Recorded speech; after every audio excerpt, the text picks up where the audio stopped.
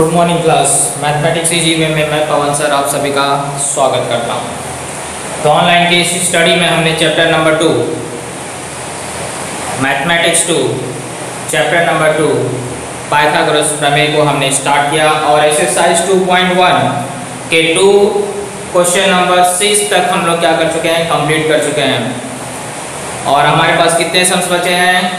7, 8, 9, 10 4 sums बचे हुए हैं, जिसमें से आपको मैं 7वां कराऊंगा और 8वां आप खुद करेंगे, क्योंकि 8वां जो सवाल है वो आपने बहुत पहले हल कर दिया है। आयत का विकर्ण ज्ञात करते हैं, वो आपने 9वीं में पढ़ा, 8वीं में पढ़ा, 7वीं में, तीनों क्लास में आपने आयत के विकर्ण को ज्ञात करना सीखा है। तो इसलिए उसको मैं नहीं कराऊंगा, उसको आप आसानी से कर सकते हैं। तो यानी कि मुझे 3 सम्स कराने, question number 7, question number 9 and question number 10। तो हमारा 2.1 कंप्लीट हो जाएगा, यानी कि हमारा चैप्टर नंबर 2 कंप्लीट हो जाएगा। क्योंकि एक्सरसाइज 2.2 जो है वो आपको पोर्शन में इस बार के लिए नहीं है, यानी 2.2 नहीं करना है आपको। तो ये आपके लिए खुशखबरी है। इस चैप्टर से सिर्फ 2.1 को हल करना है और उससे संबंधित जो प्रकीर्ण प्रश्न के सवाल रहेंगे उन सवालों को हमें करना है। तो हमारा चैप्टर नंबर 2 भी क्या हो जाएगा, कंप्लीट हो जाएगा। तो आज हम लोग करेंगे क्वेश्चन नंबर 7 और देखते हैं कि क्वेश्चन नंबर 7 में क्या दिया गया है और क्या ज्ञात करना है। तो स्टार्ट करते हैं। तो देखिए क्वेश्चन नंबर 7 में डायग्राम यहाँ बना हुआ है। डायग्राम में आप देख सकते हैं ये एक समकोण त्रिभुज है जिसका नाम है DFE। DFE कैसा त्रिभुज है? समकोण त्रिभुज। समकोण त्रिभुज का मतलब जानते होंगे, चैप्टर नंबर 2 पढ़ रहे हैं पाइथागोरस का प्रमेय। तो समकोण त्रिभुज तो जानते होंगे, जिस त्रिभुज का एक कोण क्या हो 90 अंश का होता है, उस त्रिभुज को क्या कहा जाता है? समकोण त्रिभुज। तो इस समकोण त्रिभुज में जहां पे 90 अंश बन रहा है, यानी कि समकोण शीर्ष बिंदु से क्या किया गया है? कर्ण पे लंब खींचा गया है। कर्ण आप जानते होंगे, 90 अंश की सम्मुख भुजा को क्या कहा जाता है? कर्ण कहा जाता है। तो ये DE क्या है? आपको कर्ण है और इस पे यहाँ पे लंब खींचा गया, उस शीर्ष लंब का नाम है FG। FG लंब है DE पे और GD का मान 8 दिया है, GF का मान 12 दिया है। तो आपको ये 3 चीजों का मान ज्ञात करने के लिए बोला है। कौन कौन से? EG, FD और EF। तो सबसे पहले हम लोग क्या करते हैं? EG ज्ञात करते हैं। EG है कहां? EG देखिए यहाँ पर है, E से G, यहाँ पे ज्ञात करना है। कौन सा प्रमेय लगेगा? पाइथागोरस प्रमेय लगेगा कि ज्यामितीय माध्य का प्रमेय लगेगा कि समकोण त्रिभुज की समरूपता का प्रमेय लगेगा? कौन सा प्रमेय लगेगा? आप खुद सोचिए कि अगर आपको ये शीर्षलंब दिया है और कर्ण के एक टुकड़े का मान दिया है, दूसरे टुकड़े का मान अगर आपको ज्ञात करना है, तो इससे जुड़ा हुआ एक ही प्रमेय है, एक ही गुणधर्म है और उस गुणधर्म का नाम है ज्यामितीय माध्य। यानी कि अगर मुझे EG की लंबाई ज्ञात करना है तो मैं कौन से प्रमेय का उपयोग करूंगा? ज्यामितीय माध्य का प्रमेय। और ज्यामितीय माध्य कैसे अप्लाई किया जाता है ये मेरे पुराने वाले वीडियो में आपने देखा होगा, और नहीं देखा है तो फिर से जाके देख लीजिए, कुछ तो पढ़िए। चलिए स्टार्ट करते हैं। सबसे पहला हमारा टारगेट क्या है? EG ज्ञात करना। उसके लिए कौन सा प्रमेय लगाएंगे? ज्यामितीय माध्य का प्रमेय लगाएंगे। चलिए स्टार्ट करते हैं ज्यामितीय माध्य का प्रमेय। तो ज्यामितीय माध्य का प्रमेय क्या है? क्योंकि ये सब चीज हमने लिख चुके हैं। तो त्रिभुज DFE में क्या लिखेंगे? ज्यामितीय माध्य प्रमेय से।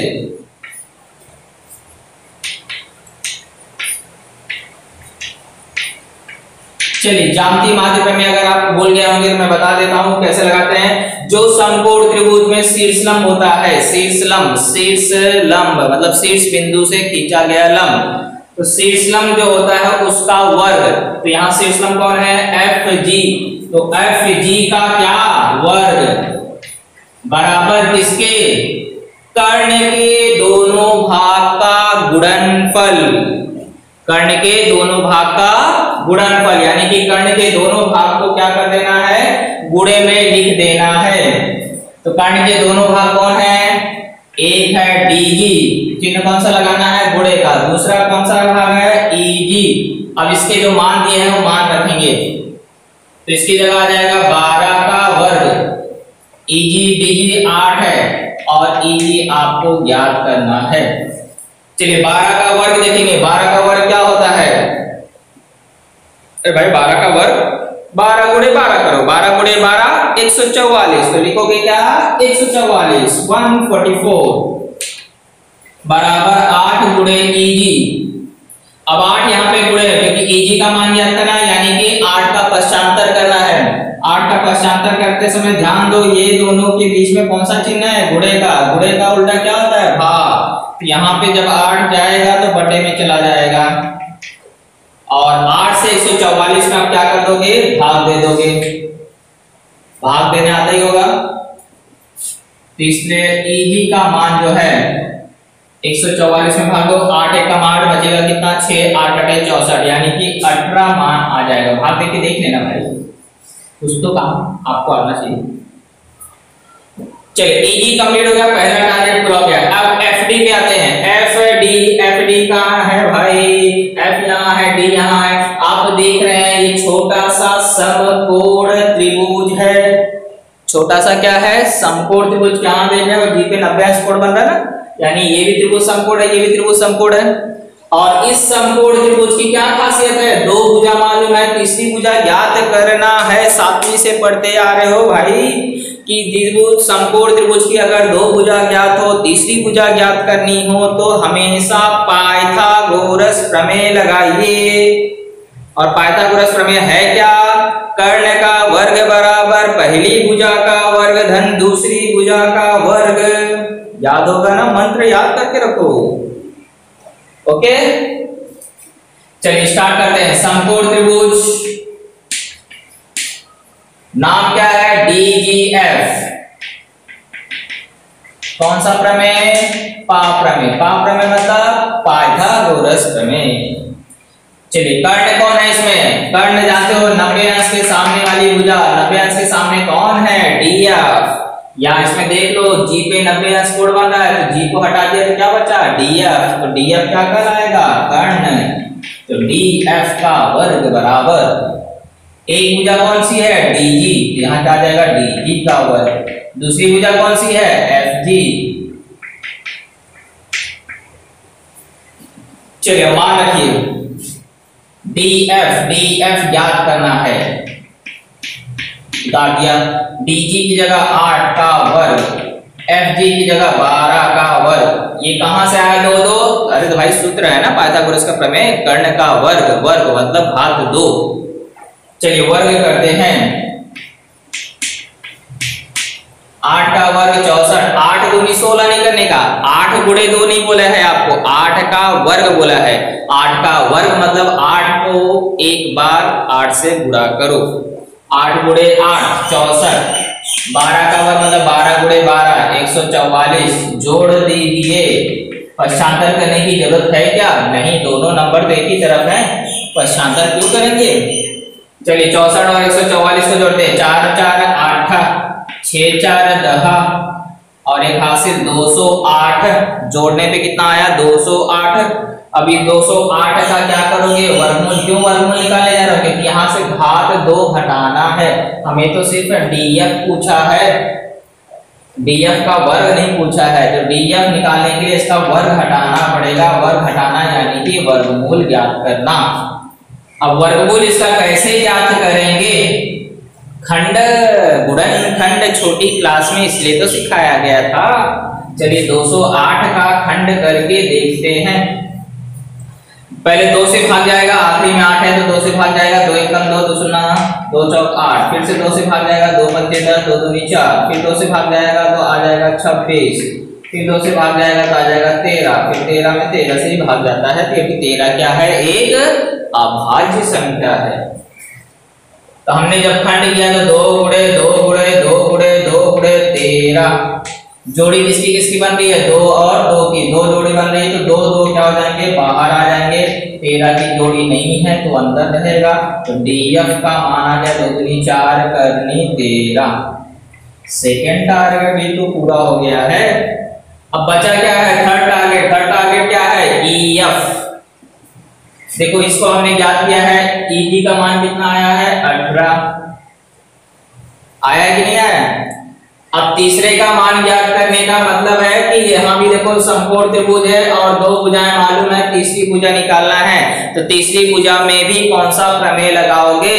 पाइथागोरस प्रमेय लगाओगे। जैसे इसको ज्ञात किया वैसे इसको भी ज्ञात कर लेंगे। चलिए स्टार्ट करते हैं।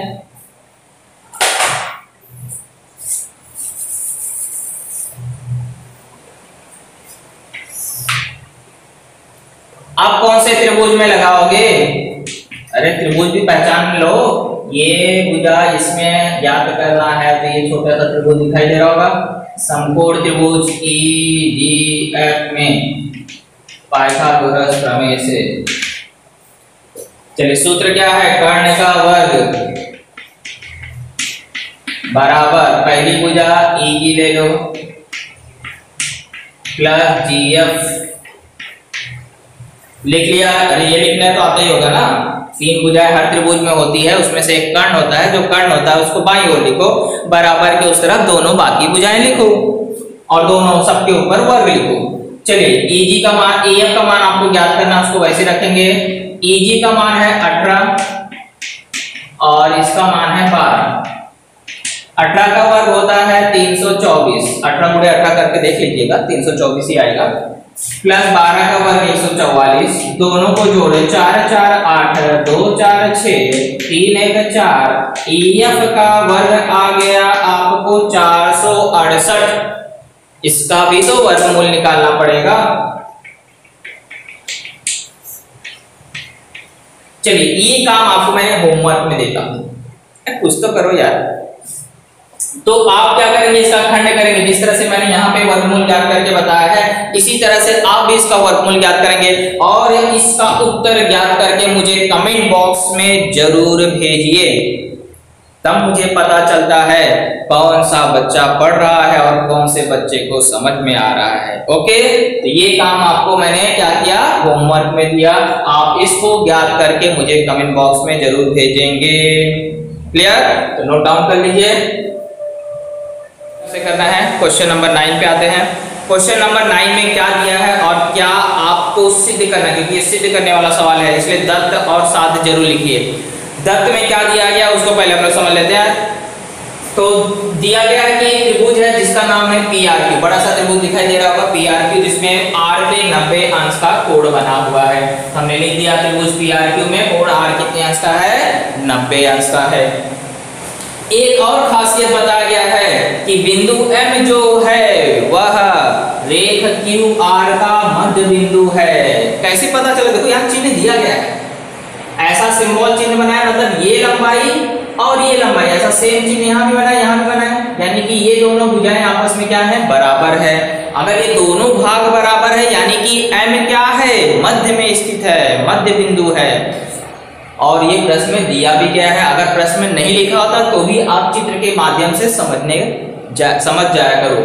ये M जो है वो मध्य बिंदु क्यों है? क्योंकि इधर का भाग और इधर का भाग, दोनों भाग क्या है? बराबर है आपस में, इसलिए M क्या कहलाएगा? उसका मध्य बिंदु कहलाएगा। तो ये जानकारी आपको दिया गया है और इसके आधार पे आपको सिद्ध क्या करना है कि PQ का वर्ग, ये PQ जो है इसका वर्ग बराबर 4 गुणे PM का वर्ग, यहाँ पे PM का वर्ग माइनस 3 PR का वर्ग। ये टारगेट आपको पूरा करना है और ये एक बार बोर्ड एग्जाम में आ चुका है, इसलिए इसको ध्यान से समझिएगा कैसे हम अपने टारगेट तक पहुंचेंगे। कुछ नहीं करना है, सिर्फ पाइथागोरस प्रमेय ही लगाना है। सिर्फ पाइथागोरस प्रमेय से आपको ये सिद्ध हो जाएगा, लेकिन उचित जगह पर उचित चेंजेस करके ही आपको ये सिद्ध होगा। पाइथागोरस प्रमेय ही लगाना है, लेकिन उचित जगहों पे आपको क्या करना है? कुछ चेंजेस करना है और उसके माध्यम से हम अपने साध्यता को क्या करेंगे? प्राप्त करेंगे। तो स्टार्ट करते हैं।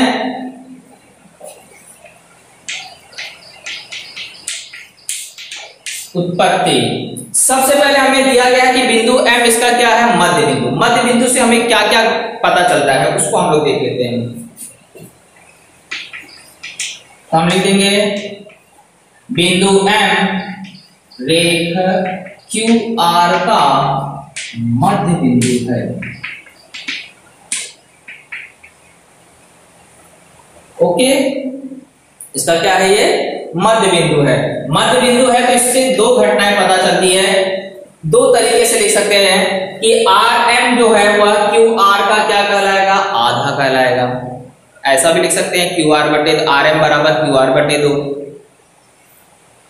और चूंकि हमें आर एम की आवश्यकता पड़ेगी, क्यू आर को हटाना पड़ेगा, इसलिए हम कैसे लिखेंगे कि क्यू आर जो है वह आर एम का दुगना है। मतलब दोनों तरीके से लिख सकते हैं। हमें जैसी आवश्यकता पड़ती है हम उसी रूप में क्या करते हैं, उसको रखते हैं।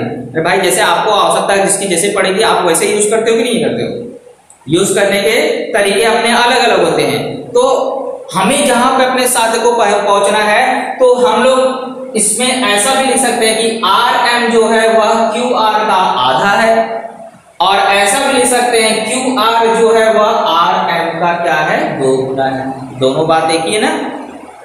तो स्टार्ट करते हैं। हमें जरूरत पड़ेगी ऐसे, इसलिए हम लोग क्या लिखेंगे यहाँ पे कि जो क्यू आर है, ये बड़ा वाला जो रेखाखंड है ये आर एम का 2 गुना है, यानी 2rm लिखा जाएगा। क्लियर? इतना आपको हो गया। अब आगे आते हैं अगले पॉइंट पे। अब हमें सिर्फ पाइथागोरस प्रमेय लगाना है। पाइथागोरस प्रमेय लगाना है तो उसमें सबसे पहले क्या करोगे, ये छोटे वाले त्रिभुज से स्टार्ट करो, क्योंकि दो ही समकोण त्रिभुज है, ये एक छोटा वाला और एक बड़ा वाला, दोनों में ही पाइथागोरस प्रमेय लगाना है। बारी बारी से पहले छोटे वाले में लगाते हैं। तो छोटे वाले में क्या लिखोगे,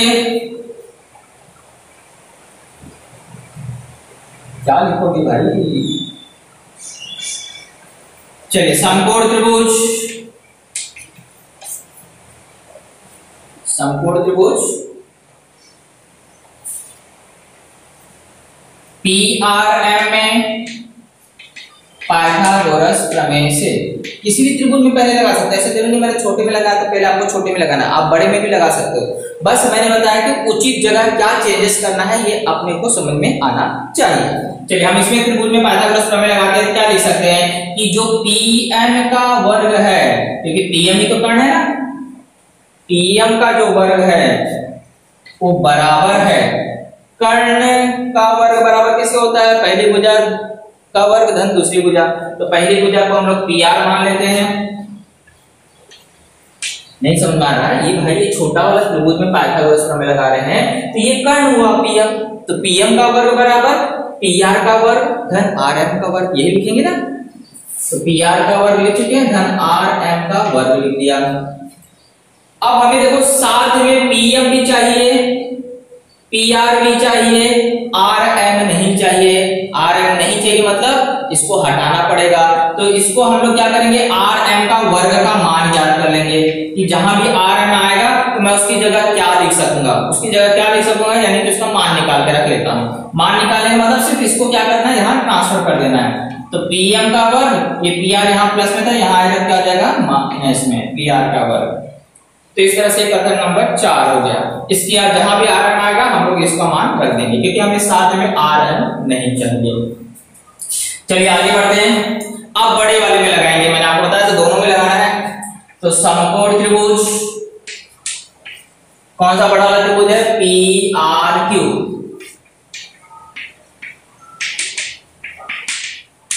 चलिए PRQ में पाइथागोरस प्रमेय लगाएंगे। सूत्र तो याद है ना, कर्ण का वर्ग बराबर पहली भुजा का वर्ग धन दूसरी भुजा का वर्ग। तो कर्ण कौन है इसमें, PQ का वर्ग बराबर पहली भुजा कौन है, PR धन दूसरी भुजा कौन है, बड़ी वाली भुजा QR का वर्ग।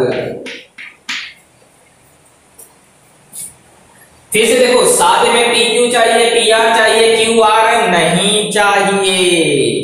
QR नहीं चाहिए तभी तो मैंने यहां मान निकाल के रखा है। QR नहीं चाहिए तो उसकी जगह क्या लिखोगे, RM। चलिए लिखते हैं फिर, PQ का वर्ग बराबर PR का वर्ग धन यहाँ QR की जगह क्या लिखोगे, 2RM का वर्ग, है ना।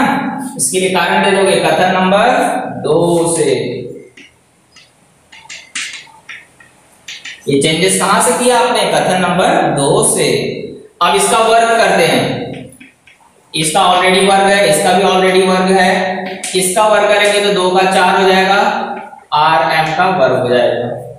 अब आर एम भी तो नहीं चाहिए सादे में, आर एम चाहिए क्या सादे में? नहीं चाहिए। आर एम नहीं चाहिए तो आर एम को हटाकर उसकी जगह मान लिख दो। चलते हैं वही करते हैं।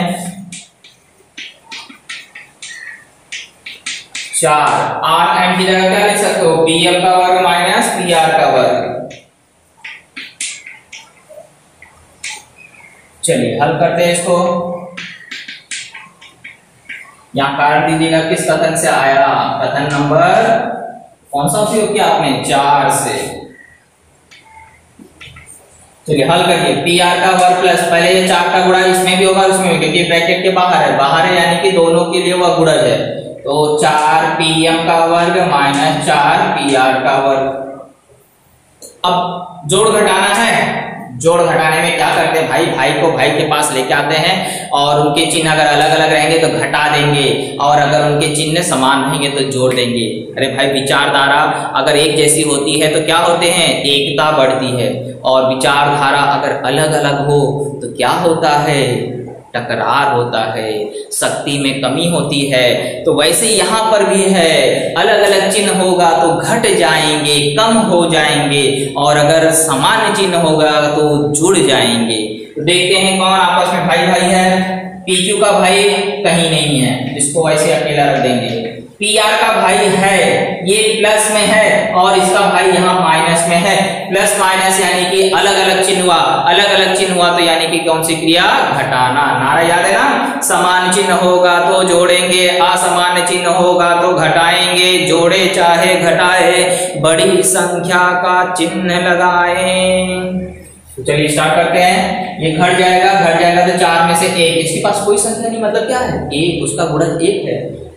तो घटने के बाद कितना आ जाएगा? 3। लेकिन ये किसमें? बड़ी संख्या माइनस में, इसलिए बताया चिन्ह किसका लगाते हैं? हमेशा बड़ी संख्या के आगे जो चिन्ह रहेगा। तो ये तो इसका कोई भाई नहीं, इसको वैसे उतार देंगे। और ये दोनों आपस में घट के कितने हो गए? 3 पी आर का वर्ग, और यही हमारा साध्य था। आ गए? एकदम सिंपल सा था। पाइथागोरस प्रमेय लगाना था, उचित जगह चिन्हित करना था, और हम लोग अपने टारगेट तक पहुंच गए। तो इसे नोट डाउन कर लीजिए। और ये आखिरी सवाल है हमारे चैप्टर नंबर 2 का। चैप्टर नंबर 2 का यानी कि प्रश्न संग्रह के भी सवाल आपको करने हैं। कौन से सवाल हटा दिए गए हैं बोर्ड एग्जाम में, ये जानना है तो आपको मैं एक वीडियो बना के जरूर भेजूंगा कि आपके 10वीं के गणित के भूमिति में से क्या क्या हटा दिया गया है, जो आपको स्वयं अध्ययन करना है, लेकिन परीक्षाओं में इसको पूछा नहीं जाएगा। क्लियर? तो उसके बारे में एक वीडियो मैंने अलजेब्रा का बना के भेजा था। आपने देखा होगा कि अलजेब्रा में से कौन कौन से सवालों को हटा दिया गया है। अभी बीज गणित का बना दिया हूँ, भूमिति का भी बाकी है। भूमिति का भी हम लोग जल्दी से जल्द कोशिश करेंगे और वह आपके पास मिल जाएगा। या मैंने आपको एक लिंक शेयर किया था, उस लिंक के माध्यम से भी आप पता कर सकते हैं कि हमारे ज्योमेट्री के कौन कौन से सवालों को हटा दिया गया है। तो फिलहाल अभी हमारे 2.2 को चैप्टर नंबर 2 में एक्सरसाइज 2.2 को हटा दिया गया है, और उस एक्सरसाइज से रिलेटेड जो सवाल प्रकीर्ण प्रश्न संग्रह में है उनको भी हटा दिया गया है। तो अगर इसके बारे में अगर मुझे जानकारी आपको चाहिए रहेगा तो आप मुझे कमेंट बॉक्स में जरूर पूछिए कि कौन कौन से सवालों को हटा दिया गया है, तो मैं उस पर एक वीडियो जरूर बना दूंगा।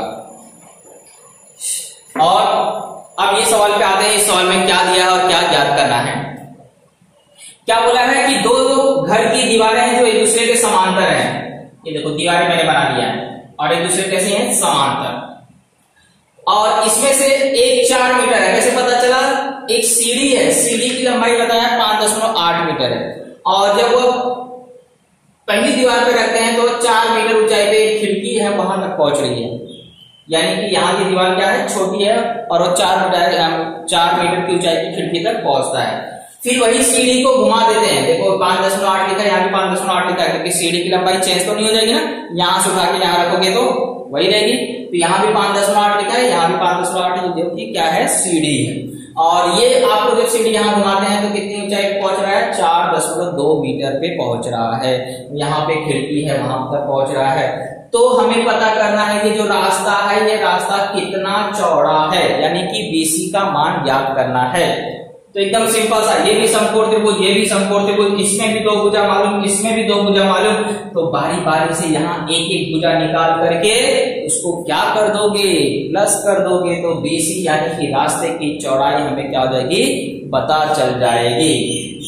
तो सवाल में कुछ दिक्कत महसूस हो रहा है? नहीं, सिर्फ क्या करना है, पाइथागोरस प्रमेय ही तो लगाना है। पाइथागोरस प्रमेय लगा करके BE का मान ज्ञात करना है और CE का मान ज्ञात करना है, फिर उसे क्या कर देना है, जोड़ देना है, और मेरे रास्ते की लंबाई, मेरे रास्ते की यानी कि ये घर के रास्ते की लंबाई क्या हो जाएगी, चौड़ाई क्या हो जाएगी, पता चल जाएगी। तो स्टार्ट करते हैं। थोड़ा सा पहले आकृति में आपने किसको क्या दर्शाया उसके बारे में तो बताना पड़ेगा ना। तो आकृति अनुसार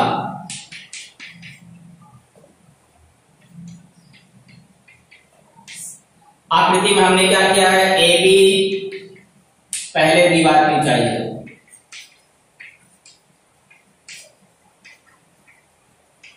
और वह ऊंचाई आपको दिया गया है, कितना है, 4 मीटर, और CD जो है वह दूसरे दीवार की ऊंचाई है,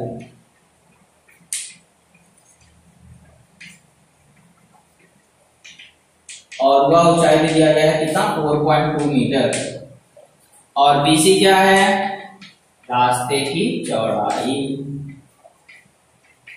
और ये तो हमें याद करना है। और AE और EB दोनों क्या है, बराबर है, हम लिख देंगे AE बराबर है किसके, ED, दोनों की लंबाई आपस में बराबर है, और ये है क्या, सीढ़ी की लंबाई।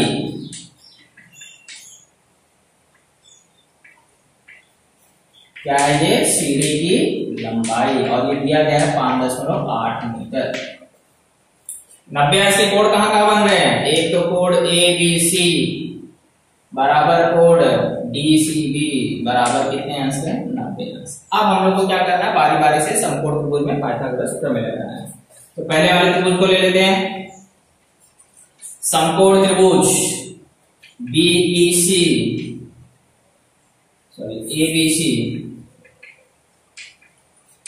ABE है, सॉरी ABE में क्या करेंगे, पाइथागोरस प्रमेय लगा देंगे। ये वाला दिख रहा है छोटा सा त्रिभुज ABE, इसमें कर्ण कौन है, 90 अंश कहां बन रहा है, B पे, तो कर्ण कौन हो गया, AE, तो AE का वर्ग बराबर AB का वर्ग। देखो यहां से भुजा पहचाना से, जब B पे 90 अंश कोण बन रहा है मतलब कर्ण AE हो गया। अब बचे कौन सी भुजा, AB बची और BE बची। अब जिसका जो मान दिया वो मान रखते हैं।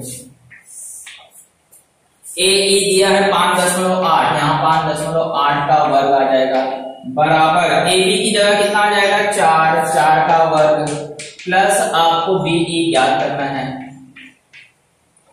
चलिए 5.8 का वर्ग यानी 5.8 का गुणा करना है 5.8 में, गुणा तो आता होगा 8 8 64 हाथ से लगा 6 8 5 40 40 6 46 5 8 40 हाथ से लगा 4 5 5 25 4 29 4 6 9 4 13 3। देख लो फिर से, 8 8 64 हाथ से लगा 6 8 5 40 40 46, फिर 5 8 40 5 5 25 4 29 4 6 9 4 13 3। कितना आ गया, अब 2 अंक बाद 10 लगा दोगे क्योंकि इसमें भी एक अंक था इसमें भी एक अंक, टोटल हो गया 2 अंक, तो 33.64 बराबर 4 का वर्ग जानते हो 16 BE का वर्ग। अब इसको यहाँ पे लाके क्या करेंगे, घटा देंगे, तो 33.64 माइनस का जाएगा 16, यहाँ अकेला क्या बच जाएगा, BE का वर्ग। अब घटाना कैसे, दशमलव वाली संख्या में से, ये भी तो आपको पता होना चाहिए। तो 33.64 में से 16 घटाना है, तो 16 यहां लिखा जाएगा, दशमलव के बाद कुछ नहीं मतलब 0 0, तो 4 6 3 में से 6 जाएगा क्या, नहीं, 13 में से 6 गया कितना बच गया 7, और 2 बचा यहाँ, 2 में से गया कितना गया 17.64।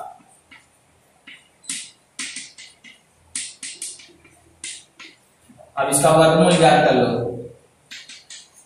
अब इसका खंड मत करो, खंड करना को भी तरीके से कर सकते हो, और भाग विधि से देखो वर्गमूल ज्ञात करना आपको सिखाया गया, तो भाग विधि से भी आप ज्ञात कर सकते हो। आप भूल रहे हो इसमें, यहाँ आपको हल्का सा करके दिखा देता हूं फटाफट। इस तरह से जोड़ी बनाते हैं, फिर यहाँ वर्ग चुनते हैं कि कौन सी संख्या का वर्ग इसके बराबर आता है। तो 4 का वर्ग 16 होता है, 5 का वर्ग 25 होता है, ज्यादा हो जाता है इसलिए 4 का वर्ग लेंगे। यहाँ 4, यहाँ 4, यहाँ 4 जोड़ेंगे और यहाँ 16 लिख देंगे, हटाएंगे तो यहाँ 1, ये 8 हो गया। ये पूरा नंबर उतारने से पहले यहाँ 10 में लगा दीजिए। अब ये कितनी बार में आएगा? 8 के आगे एक ऐसा नंबर चुनो जो चुनोगे उसी से गुणा करो और ये नंबर आना चाहिए उससे छोटा वाला नंबर। तो 2 लोगे तो आपको आसानी से आ जाता है, यहाँ पे 2 आ जाएगा। इस तरह से आपको पता चल गया कि ये किसका वर्गमूल है, 4.2। देखिए यहाँ पे 164 लिख देंगे, यहाँ 2 धन 2। आपने इस तरह से सवाल छोटी क्लास में किया था। चलिए एक टारगेट आपको आ गया, बीई का मान 4.2 है मीटर, इकाई दिया गया है तो मीटर आप लिख लेंगे। इसके बाद दूसरे सेम टू सेम ऐसे दूसरे वाले में भी लगाना है। यहां लिखेंगे समकोण त्रिभुज, क्या नाम है, DCE में पाइथागोरस प्रमेय से। जब पाइथागोरस प्रमेय लगाओगे क्या जाएगा, कर्ण देखो कौन है इस त्रिभुज में, DE, क्योंकि 90 अंश कहां बन रहा है, C पे, तो कर्ण कौन हुआ, DE। तो DE का वर्ग बराबर DC का वर्ग प्लस CE का वर्ग। मान रखिए DE का वर्ग कितना है, 5.8 रखोगे यहाँ पे, DC 4.2 और CE का वर्ग ज्ञात करना है। एकदम सिंपल, इसका वर्ग यहाँ निकाले, उसको लिख लो यहाँ पे 33.64। 4.2 का वर्ग अभी आपने देखा था कितना होता है, 17.64, यहाँ लिख लोगे, प्लस CE का वर्ग आपको निकालना है। इसको यहाँ लाके घटा लोगे, सेम वही नंबर है इसलिए आपको दिक्कत नहीं है। अब घटाओगे कितना आ जाएगा, 16 आ जाएगा। और 16 किसका वर्ग है, तब ध्यान दे 4। तो CE आ गया। अब मुझे क्या करना है, लेकिन BC ज्ञात करना है। तो BC ज्ञात करने के लिए मैं क्या करूंगा, BE में CE को जोड़ दूंगा। क्यों जोड़ रहा हूं उसके लिए कारण यहाँ दिखा दोगे, C', E', B। अब जोड़ दीजिए, ये 4.2 था और ये 4 है, तो जोड़िए 8.2 मीटर आ गया। यानी कि आप आंसर, फाइनल आंसर में लिखेंगे रास्ते की चौड़ाई बराबर 8.2 मीटर। तो इस तरह से हमारा सवाल क्या हुआ, कंप्लीट हुआ। कुछ करना नहीं था, सिर्फ दोनों त्रिभुजों में क्या करना था, पाइथागोरस प्रमेय लगाना था और बाद में दोनों आधार की रेखाओं को जोड़ देना था। क्लियर, इसे नोट डाउन कर लीजिए। इस तरह से हमारा पहला चैप्टर क्या हुआ, सेकंड चैप्टर पाइथागोरस का प्रमेय यहाँ पे कंप्लीट होता है। प्रश्न संग्रह के जो सवाल आपको नहीं आ रहे होंगे वो मुझे कमेंट बॉक्स में पूछिए, मैं उस पर वीडियो बनाऊंगा और आपको जरूर भेजूंगा। क्लियर, और हाँ, आप मेरे चैनल को जरूर सब्सक्राइब करिए और शेयर भी करिए जिससे दूसरे का भी भला हो सके। क्लियर, और पढ़ाई करते रहिए, स्टडी करते रहिए। Thank you.